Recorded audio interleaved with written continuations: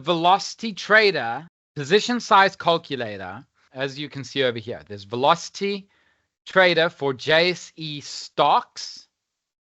There's velocity trader for international indices, for Forex, for commodities, whatever you want. And then we have examples of the velocity trader and the multi trader courses that, because I'm not running events, you can go and grab those courses so that you can improve your knowledge within the certain elements of trading. Okay. So let's start with the position size calculated JSE velocity trader. Now, the most important thing is that the exchange rate, if you have a Rand portfolio in velocity trader, which I assume you do, the exchange rate does not need to change. It is 1 Rand ZAR, 1 Rand ZAR. No change. Leave that at 1 to 1. Okay.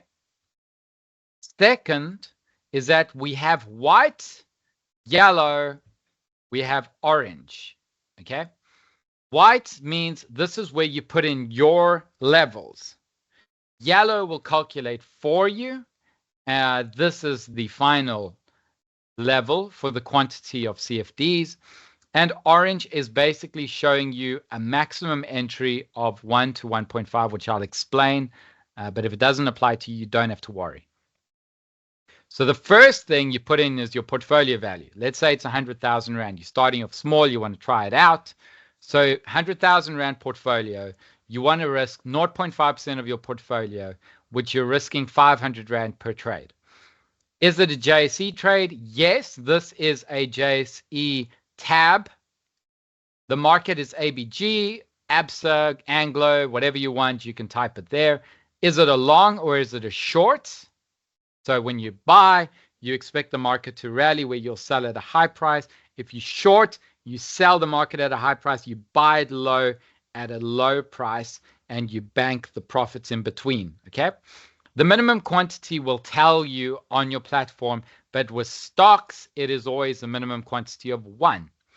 The initial margin per CFD, all right, in this case, it's not a percentage, it's a Rand value.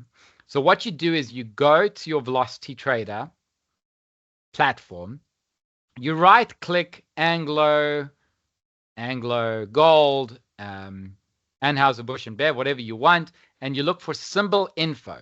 You scroll down, and then it says margin requirements, and it gives you the Rand value. See, it doesn't give you the percentage, it gives you the Rand value. So in this case, for AGL, it is 67.86 Rand. For ABSA, the initial margin was 22 Rand and 20 cents. Then you put in your entry level, your stop loss level, and your take profit level. You can see what the gearing is, the initial margin per CFD, which is the same as this guy.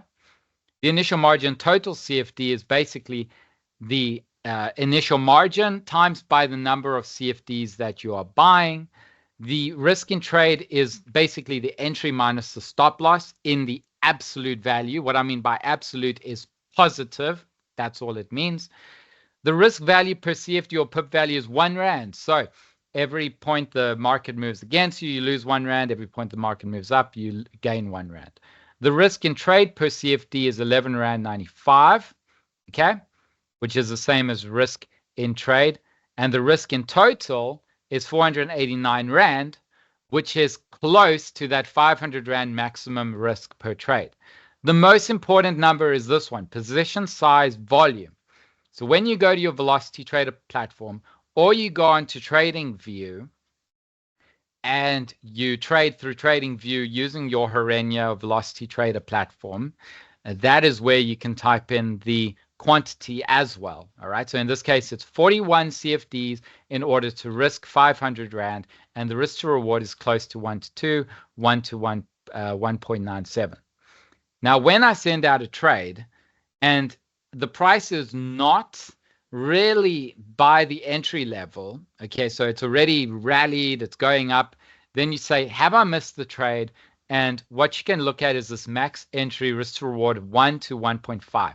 If the price is within the range of 179.18 and 185, it is perfectly fine to enter at the market because you know that the risk to reward is still 1 to 1.5. Okay, does that make sense? So you put in the white, the yellow calculates for you, and there's the position size volume. That is for the JSE stocks. Then we can go to position size calculated velocity, looks the same, exactly the same. ZAR is 1-to-1. Portfolio value is 100,000 Rand. The risk percentage per CFD is 0.5, so you max risking 500 Rand per trade. Is it a Forex trade? No. You can put Forex trades, so you can put there yes, yes with JPY, but in this case, no. The type of trade, is it a long or a short? The minimum quantity is 1, all right? So that's for the JSE Top 40. If you're trading with Brent crude, the minimum quantity might say 100, for example. It all depends on what the symbol information tells you of what the minimum quantity is over here, okay? You put in your entry, you put in your stop loss, you put in your take profit. The initial margin per CFD now is a percentage because you're dealing with one, indices, commodities, Forex, or international stocks. You're not dealing with JSE stocks that I told you about. So once again, you can go to the Velocity Trader platform, right click it, click on symbol info, and then over here it says margin requirement 2%. So you type in 2%, initial margin per CFD, margin requirement, okay? And then you can see here the position size is 1 CFD in this case. So you just put in 1 CFD, you know you're risking 500 Rand or less. So in this case, you're risking 308 Rand. If it was 2, you would be risking 616 Rand, okay? And that's more than 500 Rand. So that is why it's important to calculate your position size.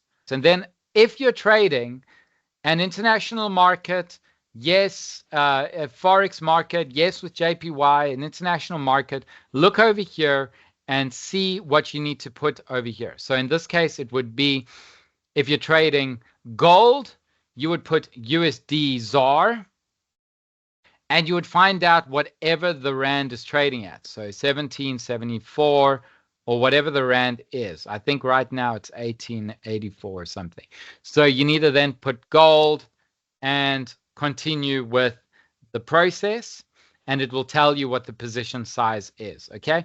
And you can see that all over here in the examples of Velocity Trader, Anglo-American, S&P 500, you can see here's USD ZAR, BMW, for example, is Europe, so Euro ZAR.